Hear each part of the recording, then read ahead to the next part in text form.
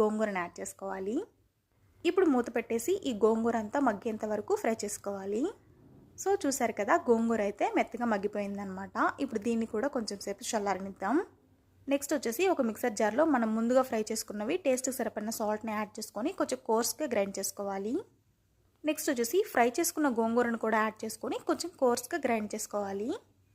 Next ఇప్పుడు ఇందులోకి కొంచెం కచ్చపచ్చగా దంచుకున్నటువంటి వెల్లుల్లి, కొంచెం పెద్దగా కట్ చేసుకున్నటువంటి ఒక ఆనియన్ని యాడ్ చేసుకోవాలి.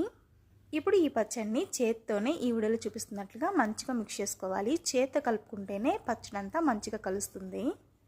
సో చూసారు కదా, పచ్చడి అయితే అచ్చని రోట్లో దంచినట్లుగానే ఉంది కదా. ఇప్పుడు ఇందులోకి తాలింపు పెట్టుకుందాం. తాలింపు కోసం 1 స్పూన్ దాకా ఆయిల్ని యాడ్ చేసుకొని తాలింపు గింజలు కరివేపాకును యాడ్ చేసుకోవాలి. కరివేపాకు కొంచెం చిటపడలాడిన తర్వాత స్టవ్ ఆఫ్ చేసేసుకొని తాలింపుని పచ్చడిలో యాడ్ చేసుకోవాలి. అంతే, ఎంతో కమ్మనైన గోంగూర పచ్చడి అయితే రెడీ. వేడి వేడి అన్నంలోకి కానీ పెరుగన్నంలోకి కానీ నంచుకొని తింటే టేస్ట్ అయితే